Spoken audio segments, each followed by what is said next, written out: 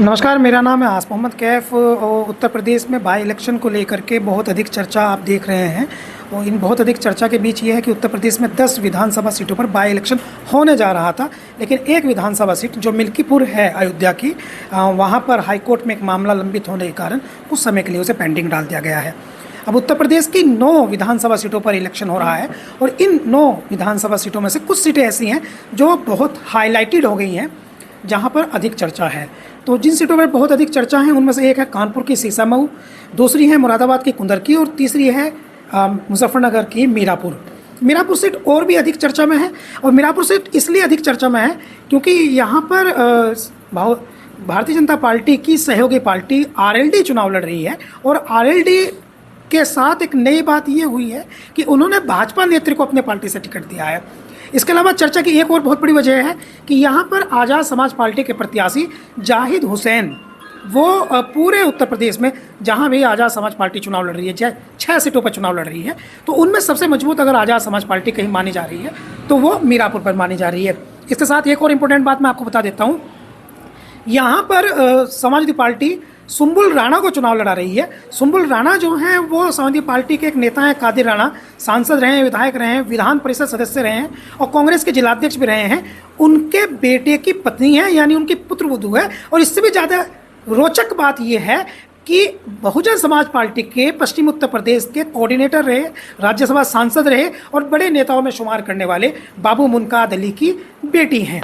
और ऐसी परिस्थिति में यहाँ चुनाव का जो प्राथमिक दृश्य है वो इस प्रकार का है कि समाजवादी पार्टी यहाँ बहुत संकट में है और उन्हें अपना अस्तित्व बचाना थोड़ा सा कठिन लग रहा है। और इसका कारण है आज़ाद समाज पार्टी के प्रत्याशी जाहिद हुसैन, जिन्होंने समाजवादी पार्टी को थोड़ा सा डिस्टर्ब कर दिया है। हमारे साथ इस क्षेत्र के कुछ लोग हैं, कुछ नेता हैं, कुछ लोग हैं जो यहाँ काम कर रहे हैं। उनसे बातचीत करके हम जानने की कोशिश करेंगे आखिर वो क्या गणित है, वो क्या इक्वेशंस हैं, वो क्या समीकरण है जो उन्हें दिखाई देता है। हेलो, आप से हम बात करेंगे। आप?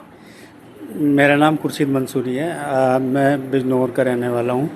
सहारनपुर नगर पंचायत से चेयरमैन हूँ और यहाँ चुनाव की देख रेख हूँ। आज़ाद समाज पार्टी देख रेख में। देखिए, आपसे बात करना हमारे लिए अच्छा है। हम ये समझने की कोशिश भी करेंगे खुर्शीद साहब कि ये आपके लोग, चूँकि आपने खुद ही बताया कि आप आज़ाद समाज पार्टी के कार्यकर्ता हैं, उनकी देखरेख में हैं, तो जब आप देखरेख में हैं तो आपके लोग ये दावा कर रहे हैं कि आप जो हैं वो मुख्य मुकाबले में हैं। तो वो क्या तर्क हैं, क्या समीकरण हैं जिनके आधार पर आप ये कह रहे हैं कि आप मुख्य मुकाबले में हैं? देखिए, सीधी सीधी बात यह है कि जो समीकरण है यहाँ पर, जो जातीय जो समीकरण है, लगभग 1,35,000 के आसपास मुस्लिम है और 50,000 जाटो वोट है लगभग, ठीक है। फिर ओबीसी है। तो मुस्लिम जो है खाली अपने बलबूते पे यहाँ सीट निकालने में सक्षम नहीं है। तो इसलिए आज़ाद समाज पार्टी का रुझान इसलिए ज़्यादा यहाँ बन रहा है क्योंकि 50,000 जाटो वोट प्लस है। फिर जो नगीना लोकसभा का जो रिज़ल्ट आया है उससे उत्साहित है, दलित समाज का जो लोग हैं उससे उत्साहित है और मुस्लिम भी नगीना लोकसभा में 80% से ज़्यादा चंद्रशेखर आज़ाद को पड़ा है। तो वो समीकरण देखते हुए यहाँ भी जो रुझान है उसी तरह का रुझान यहाँ पर बन रहा है।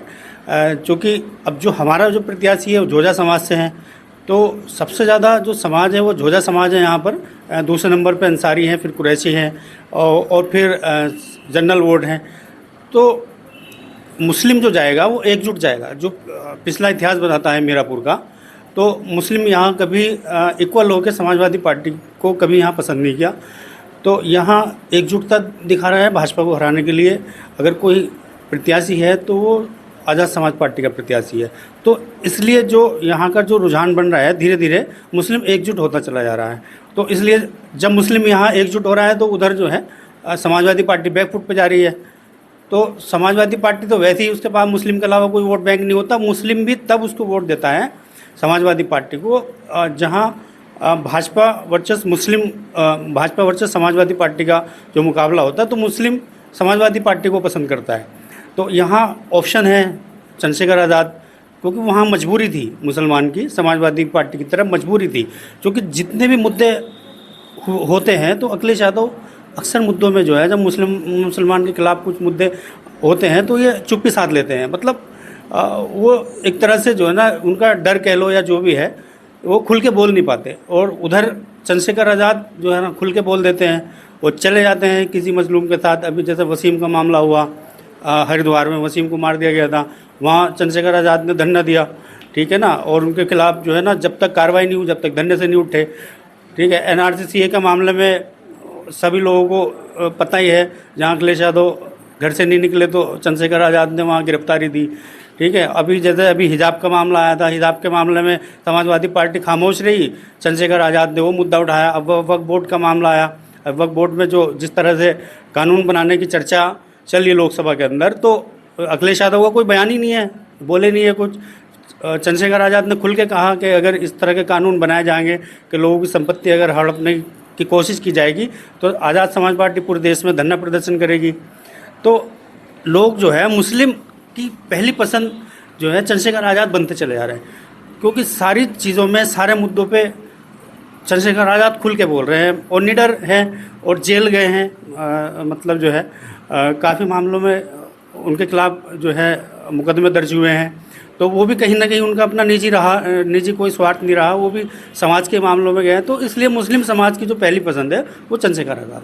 अच्छा, ये आप कह रहे हैं कि चंद्रशेखर आज़ाद जो हैं चूँकि मुसलमानों के मुद्दे उठाते हैं और मुसलमानों के इश्यूज़ पर उन्होंने काफ़ी एग्रेशन भी दिखाया, फ्रंट से भी लड़े, इसलिए उनको मुसलमान पसंद कर रहा है। लेकिन हम पैटर्न देखें अगर, तो नगीना रेयर हो सकता है पूरे उत्तर प्रदेश में जहाँ चुनाव हुआ वहाँ नगीना जो है वो रेयर था, लेकिन बाकी और सब लोकसभा पर जहाँ पर समाजवादी पार्टी जीती, या जहाँ पर कांग्रेस समाजवादी पार्टी जीती, इंडिया गठबंधन जीता, या जहाँ पर हारी भी, वहाँ मोस्टली मुस्लिमों ने और मोस्टली दलितों ने कॉन्सोलिडेट होकर के इंडिया गठबंधन को वोट किया। इसलिए इतने सारे पासी सांसद जीत गए, इसलिए इतने सारे जो हैं वो 37 सांसद जीत गए। तो पैटर्न जो है वो तो कॉन्सोलिडेट होकर के ऐसा लगता है जैसे समाजवादी पार्टी की तरफ मुसलमान जाता है। तो आप किन आधार पे ये कह रहे हैं कि इस सीट पर वो मुसलमान जो है वो समाजवादी पार्टी की तरफ नहीं है, आपकी तरफ है? देखिए, सीधी बात है, सबको समझ में आती है, ठीक है। नगीना लोकसभा चंद्रशेखर आज़ाद केवल आज़ाद समाज पार्टी केवल एक सीट पे लड़ी है पूरे प्रदेश के अंदर, ठीक है ना। एक सीट पे और हाथरस में कैंडिडेट वो लास्ट मोमेंट पे उसको टिकट हुआ था, वो भी 80,000 प्लस जो है वोट लेके गया वहाँ पर, ठीक है। तो अब आप रही बात 37 सीटें जो आई है इनकी, समाजवादी पार्टी की जो 37 सीटें आई है, एक मुद्दा बड़े जोर शोर से उस टाइम पे उछला था संविधान बचाने का, ठीक है ना, जिसको समाजवादी पार्टी ने कैच किया, ठीक है। तो दलित समाज का जो वोट है, जाटो समाज का, दलित समाज का जो वोट है, संविधान बचाने के लिए, उसकी रक्षा करने के लिए कि कहीं बीजेपी बहुमत में आ गई तो संविधान ना बदल दे, तो इसलिए वो गठबंधन की तरफ चला गया, क्योंकि हमारी पार्टी तो चुनाव में कहीं लड़ी नहीं, तो इसलिए। तो अब जो संविधान की जो लड़ाई है, वो संविधान बचाने की लड़ाई चंद्रशेखर आज़ाद से ज़्यादा कोई लड़ नहीं रहा, कोई लड़ नहीं सकता। तो अब वहाँ से वहाँ वो बहुत डिफरेंस है, ठीक है ना, वो सिचुएशन सारी बदल गई है, ठीक है। अब आज़ाद समाज पार्टी एक उभरती हुई पार्टी है, ठीक है, और बड़ी पार्टी, तीसरे नंबर की बड़ी पार्टी बनने जा रही है फिलहाल की जो आज की स्थिति है तो उत्तर प्रदेश के अंदर। तो इसलिए जो है आज़ाद समाज पार्टी की तरफ जो है मुस्लिम समाज का रुख सीधा सीधा बनता चला जा रहा है। एक वजह ये भी है क्योंकि समाजवादी पार्टी यहाँ बीजेपी को हराने में सक्षम नहीं है, क्योंकि उसके पास मुस्लिम समाज के अलावा दूसरा कोई वोट नहीं है। तो इसलिए आज़ाद समाज पार्टी ही उसको हरा सकती है, दलित वोटों के साथ मिलकर प्लस ओबीसी वोटों के साथ मिल करके। तो इसलिए यहाँ तो एक मॉल बन रहा है मीरापुर में आज़ाद समाज पार्टी। अभी अगर हम नोटिस करें कि टिकटिंग की बात करें तो समाजवादी पार्टी ने यहाँ के पूर्व सांसद कादिर राणा जो हैं उनके बेटे की बीवी को प्रत्याशी बनाया है। ये बहुत अच्छा सवाल है, इसलिए है क्योंकि थोड़ा सा टिपिकल है और आपको कठिनाई होगी जवाब देने में, मगर दीजिएगा ज़रूर। और समाजवादी पार्टी ने जो मुस्लिम कैंडिडेट वो लेकर आए हैं, वो मुस्तफ़ा सिद्दीकी को लेकर आए हैं फूलपुर से, तो अपर कास्ट मुस्लिम है। और कादिर राणा की जो पुत्रवधू हैं वो त्यागी, सुंबुल त्यागी एक्चुअली वो हैं, तो वो भी अपर कास्ट मुस्लिम हैं। जबकि आज़ाद समाज पार्टी ने अपने 2 प्रत्याशी जो लेकर के आई है मुस्लिम, उनमें से एक हैं चांद बाबू जो कुंदरकी से हैं, वो भी मलिक बिरादरी से हैं, यानी ओबीसी मुस्लिम हैं। और आपका जो प्रत्याशी है जाहिद हुसैन, वो भी ओबीसी हैं, यानी वो भी पिछड़ी मुस्लिम बिरादरी से हैं, और वो हैं जाहिद हुसैन। तो क्या पसमानदा मुसलमानों को, पिछड़े मुसलमानों पर किसी तरह का कोई फोकस है आपका कि आप ऐसे प्रत्याशी लेकर आ रहे हैं जो पिछड़े मुस्लिम समुदाय से हैं, जिनकी आबादी 85% है और बहुजन राजनीति उसी के आसपास मूव करती है? देखिए, हमारी पार्टी का शुरू से ही जो है ये नारा रहा है और ये सोच रही है, और राष्ट्रीय अध्यक्ष हमारे जो है और हर सभा में, लोकसभा में, सब जगह, सड़कों पे, सब जगह इस बात को बोलते हैं। ठीक है, हमारी जो पार्टी है प्रायोरिटी देती है दलित, पिछड़ा, ठीक है, अनुसूचित जाति और जो भी दबे कुचले जो समाज है उनको आगे बढ़ाने के लिए, ठीक है ना, समाज हमारी पार्टी जो है काम करती है। और यही हमारा उद्देश्य भी है कि जो लोग दबे कुचले हैं, जो मुख्य धारा से अलग हो गए हैं, उनको आकर के मान सम्मान दिया जाए और उनको आगे बढ़ाया जाए। क्योंकि एक सिद्धांत यह है कि जिसकी जितनी भागीदारी उसकी उतनी हिस्सेदारी। ठीक है, जो और पार्टियों में देखने के लिए नहीं मिलता। आप देख लो, समाजवादी पार्टी देख लो और देख लो, मैं किसी का नाम नहीं लेना चाहता, लेकिन उनका यही रहा है कि वो जो लोग उभरे हुए लोग हैं और जो संपन्न लोग हैं वो उन्हीं को आगे बढ़ाते हैं। अभी देखिए हमारे प्रत्याशी आप देख लीजिए, जोधा समाज से है पहली बात, और दूसरी बात यह है वो नॉन पॉलिटिकल है। और जहाँ तक कादिर राणा की आपने बात की है, तो देखिए अब वो टाइम नहीं है कि भाई किसी की शान शौकत देख करके कोई जनता वोट करेगी। ठीक है, अब जो है ना, अब जनता चाहती है कि जिसको मैं वोट करूं वो डायरेक्ट मेरी पहचान का हो, मेरी बात सुने और आसानी से मेरे हाथ आ जाए। ठीक है, जहाँ तक कादिर राणा जी का सवाल है, तो मैंने सुना ही है कि वहाँ तो मिलने के लिए जो है 2-2, 3-3 गेट उनके हैं। ठीक है, कई घंटे जो है ना इंतज़ार करना पड़ता है, पहले अंदर से परमिशन लो तब जाकर के गेट खुलेगा। तो इस तरह की सिचुएशन है यहाँ पर, जो चर्चाएं हैं लोगों में।